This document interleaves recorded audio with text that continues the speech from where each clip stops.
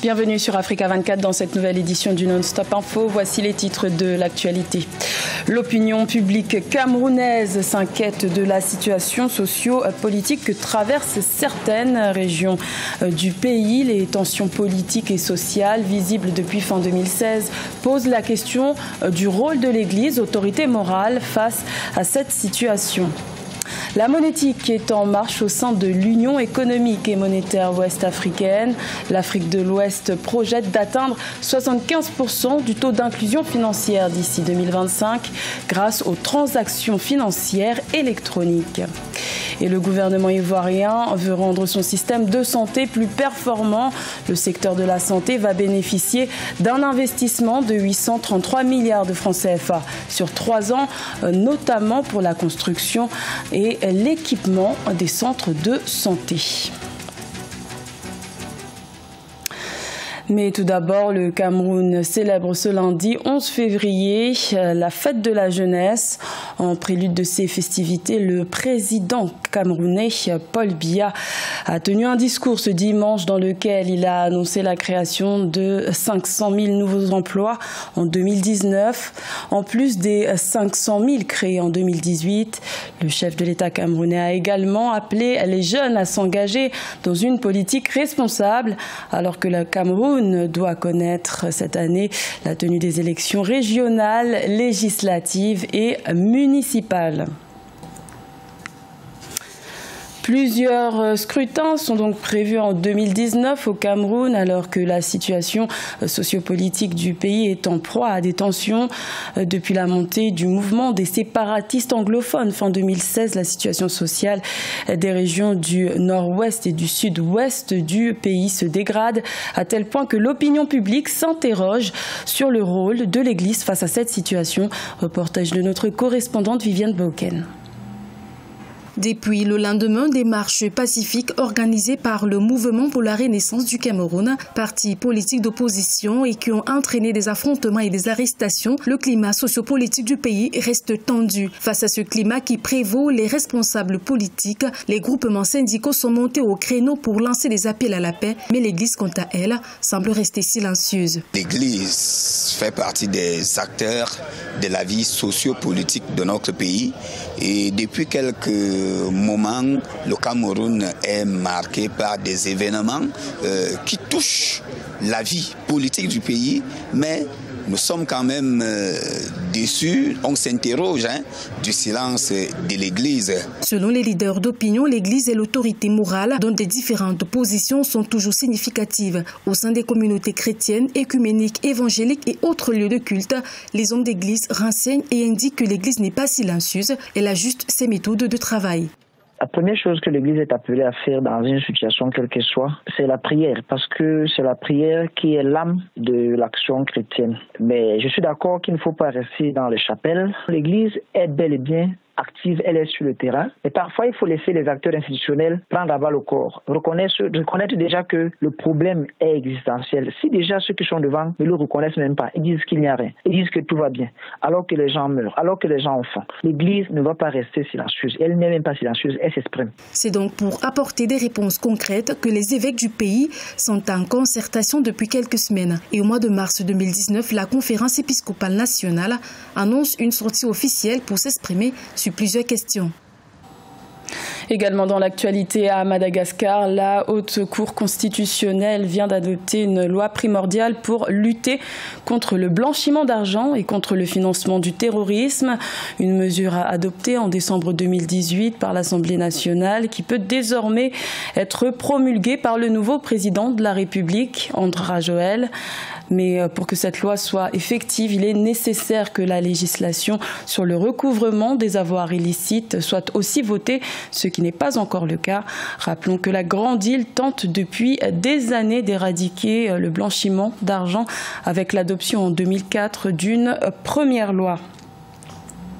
L'Union économique et monétaire ouest-africaine mise sur la monétique pour développer son inclusion financière. Objectif atteindre 75% du taux d'inclusion financière d'ici 6 ans. L'inclusion financière, véritable catalyseur de la croissance économique en Afrique de l'Ouest. Reportage de notre correspondante au Togo, Emefa Kofi.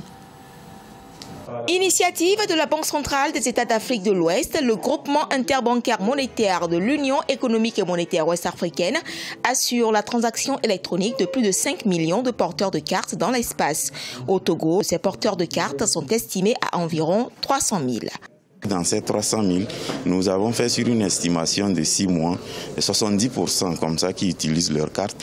Mais vous voyez, là, le Togo, nous avons une population de près de 7 millions. Près de 300 000 porteurs de cartes, c'est peu par rapport au nombre de détenteurs de comptes qui avoisinent le million dans toutes les banques. Dans le cadre de la stratégie régionale d'inclusion financière au sein de l'UEMOA, le groupement interbancaire monétaire a été choisi pour porter la future plateforme d'interopérabilité des systèmes financiers digitaux.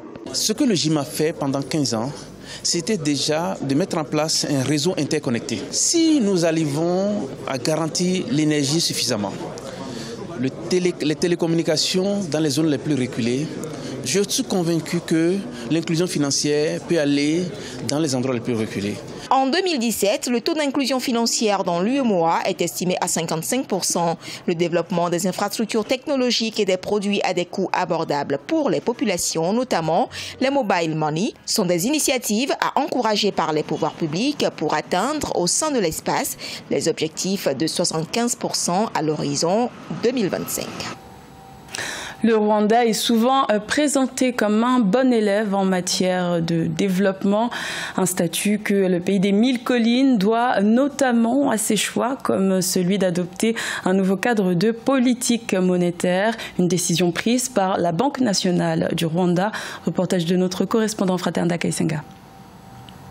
Mais avec les progrès économiques réalisés pendant ces 20 dernières années, une mise à jour était inévitable selon la Banque centrale. Depuis janvier 2019, le Rwanda a adopté une nouvelle politique monétaire, conforme surtout aux changements technologiques dans le système bancaire. Avec la venue de la monnaie électronique, ça veut dire les cartes, ça a changé ce qu'on appelle la vitesse de circulation de la monnaie. Et donc, ça a un peu affaibli le système dans lequel on menait notre politique monétaire.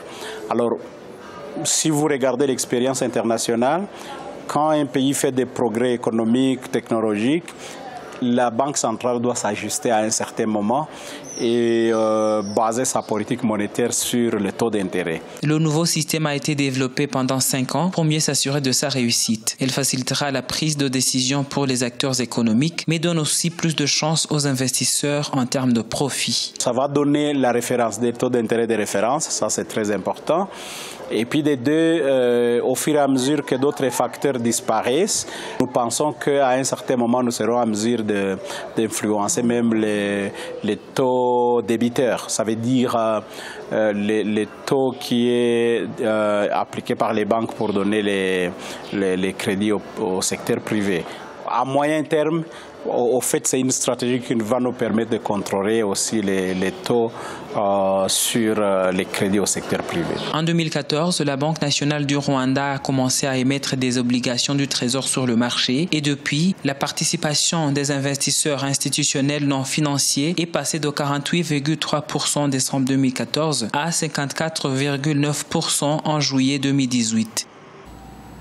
Le gouvernement ivoirien veut améliorer la qualité des soins aux populations. Pour ce faire, les autorités prévoient de renforcer les effectifs de santé avec plus de 2000 agents en 2019 et un budget alloué à la santé d'un montant de 833 milliards de francs CFA sur 3 ans. Reportage de notre correspondant Olivier Conan. Plus de 833 milliards de francs CFA, c'est le montant des investissements que prévoit le gouvernement ivoirien dans le secteur de la santé sur la période 2018-2021. Les établissements sanitaires seront rénovés ou construits pour un montant de 577 milliards de francs CFA. Toutes ces initiatives visent à procurer à la population un système de santé performant. Offrir des services de santé de proximité. C'est-à-dire la santé doit aller vers le malade, la santé ne doit pas attendre le malade. Mais le président en a fait une recommandation, ce sont des instructions, donc nous sommes parfaitement à l'aise pour appliquer cette politique. Le renforcement des plateaux techniques des hôpitaux publics va de pair avec celui des établissements privés pour faire de la Côte d'Ivoire un hub médical. Il est désormais possible de faire des examens d'IRM, imagerie et résonance médicale, nécessitant auparavant des évacuations sanitaires à l'étranger. C'est donc le premier équipement de ce niveau qui va permettre d'explorer le corps humain en entier. Jusqu'à présent, on avait des équipements qui nous permettaient de faire des explorations neurologiques et ostéo-articulaires. Avec l'IRM, on pourra faire des explorations abdominales, prostatiques, pelviennes. Les investissements massifs dans la santé doivent permettre de généraliser à court terme la couverture maladie universelle. Un effort sera également fait pour réduire la dépendance aux importations de médicaments. La Côte d'Ivoire importe 90% des médicaments consommés dans le pays. C'était le journal de la rédaction. Merci de l'avoir suivi. L'information continue sur Africa 24.